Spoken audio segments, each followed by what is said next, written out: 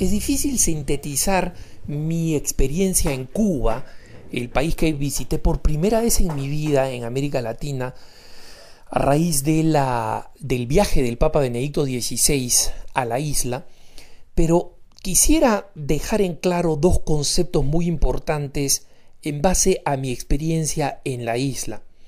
En primer lugar, señalar que Cuba está lista verdaderamente para un cambio porque el sistema impuesto por la revolución comunista de los Castro simplemente ha fracasado. En un país donde existen dos monedas, el peso convertible, que es el que se puede adquirir y el único que se puede adquirir con moneda extranjera, euros o dólares, y el peso cubano, que es el que ganan normalmente el resto de cubanos que no tienen acceso a lo que se llama moneda dura, que es este peso convertible, ha generado un verdadero apartheid. Y cuando uno ve la realidad actual de Cuba, más allá de los logros de la revolución, que cuando señalo la realidad actual, estoy señalando el fracaso del objetivo fundamental del régimen, que no fue proporcionar educación para todos, cosas que son verdaderos beneficios y que otras naciones, como Costa Rica, por ejemplo, han logrado sin jamás recurrir al comunismo. Me refiero a la idea de un igualitarismo en el que todas las personas estén iguales para bien, no para mal.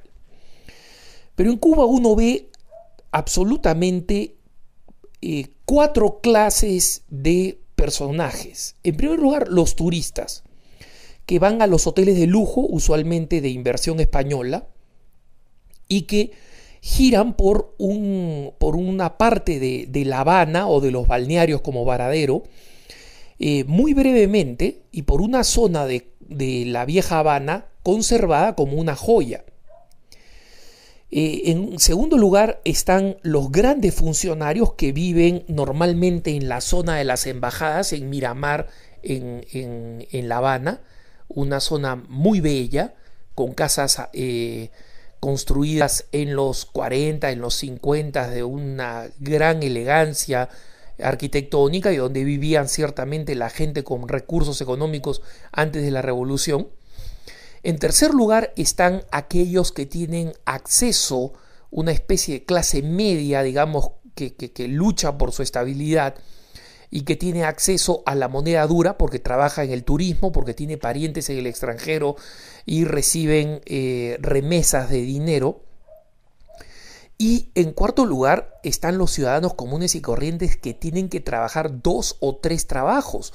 Uno de ellos, personalmente, no solamente lo conocí, sino que me paseó por La Habana desconocida para los turistas, desconocida para los viajeros internacionales, y que me subió a su bicitaxi, es decir, una bicicleta a la que se le han incorporado 2 asientos y 2 ruedas atrás, a pedales, que son un transporte, digamos, popular, y que él mismo me dijo, mira, yo trabajo hasta que me fatigo, o sea, hasta que me exhausto.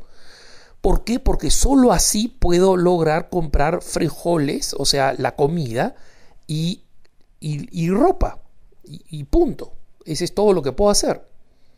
Y me paseó por La Habana, y cualquier cubano en el exilio o cualquier cubano que ha estado cerca de La Habana conoce lo que significa recorrer desde la Plaza de la Revolución al Capitolio, pasando por el barrio chino y por la iglesia de Nuestra Señora de la Caridad del Cobre.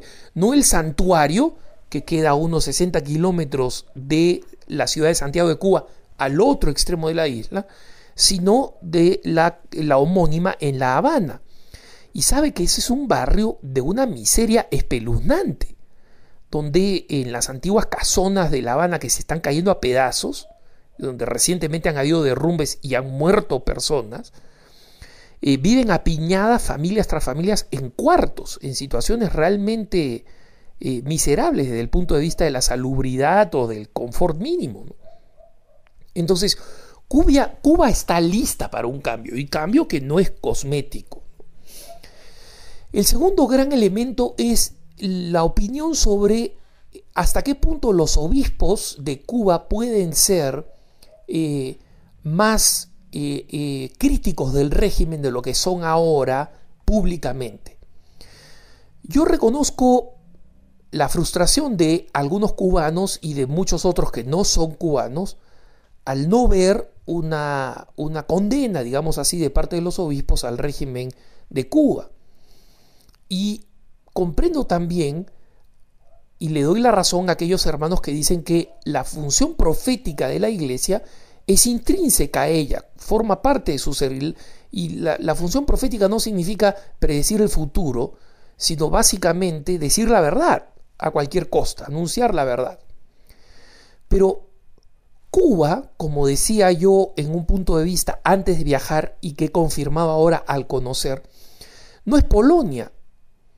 Cuba, si queremos compararla a otros países bajo regímenes comunistas, hay que compararlo con cualquier otro país menos Polonia, con la República Checa, con Eslovaquia, con Hungría, donde el mismo beato Juan Pablo II, tras la caída del muro, esperaba que estas naciones se volvieran a la espiritualidad, recuperaran el sentido espiritual después de la abominación del ateísmo oficial, y al unirse a la Europa del exceso, del consumismo, de la increencia, crearan una Europa en la que se amara la libertad de la Europa occidental, pero se viviera la espiritualidad recuperada de una Europa oriental que ha vivido bajo el comunismo.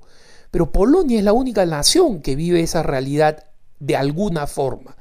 Y lo es porque la Iglesia pudo conservar, gracias a la identidad católica del pueblo, sus principales instituciones de formación del laicado.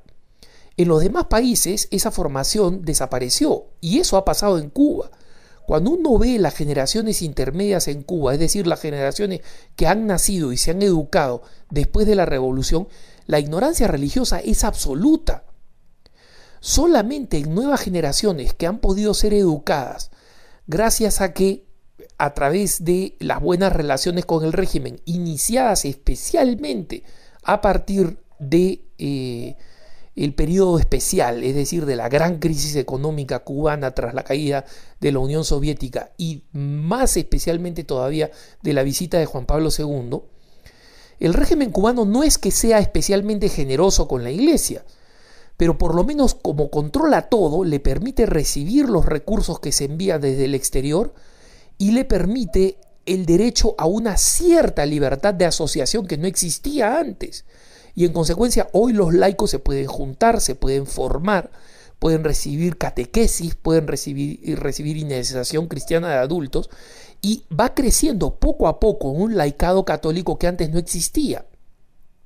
Entonces, cuando uno piensa que los obispos cubanos están apostando a la formación de un laicado y que muchas veces por ello posponen o ponen en sordina algunas de las críticas que podrían hacerle al régimen, están tomando una decisión prudencial que puede ser criticada, pero no puede ser descartada como cobarde o como tonta, porque no lo es. Es una decisión pensada, medida y que tiene una lógica, importante. La Iglesia no está haciendo nada, los obispos, para prolongar la revolución, la mal llamada revolución. Pero por otro lado, no están tampoco tomando posturas externas que podrían ser aplaudidas y reconocidas por muchos, pero que tendrían poco efecto práctico y que pondría en riesgo todo este esfuerzo por formar un laicado. Y lo digo en la realidad porque el control de los Castros sobre Cuba es absoluto. Y si alguien se para y dice, pongamos fin al gobierno, deberían cambiar, la Iglesia en Cuba no tiene la influencia suficiente como para convencer a la gente para que salga a buscar un cambio. Los católicos auténticos son 20% o menos.